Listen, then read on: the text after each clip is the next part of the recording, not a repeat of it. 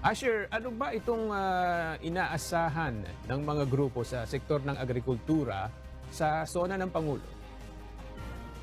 Isa nga yung 20 pesos kada kilo ng bigas na pinangakong ipatutupad pagkaupo ni Pangulong Ferdinand Bongbong Marcos Jr. sa mga pinakahintay ng grupong Bantay Bigas sa State of the Nation address kahapon. Ngunit ayon sa tagapagsalita ng grupo na si Catarina Estavillo, tila ginamit lang ito sa kampanya ng Pangulo upang kumuha ng atensyon at boto ng mamamayan.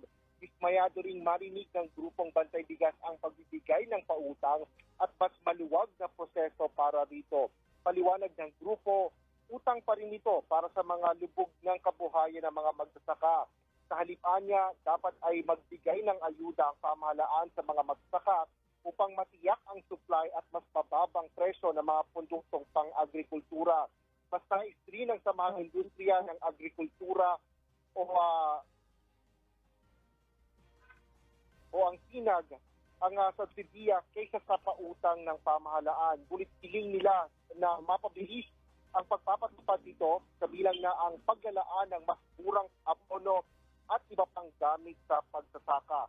Kung maihahabol ito ngayong panahon ng pagtatanim, ay maaaring makaasa ng mas mababang presyo ng mga produktong agrikultura sa huling quarter ng taon. Bagaman positibo naman sa kanila ang planong condonation o pagtatawid sa mga naantalang pagbabayad sa mga utang na magsasaka sa loob ng isang taon.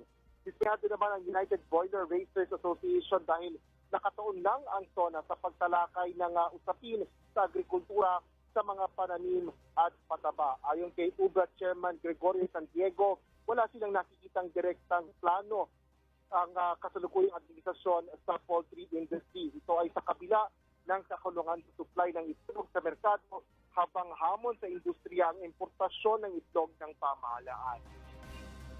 Yan muna latest, balik sa iyo.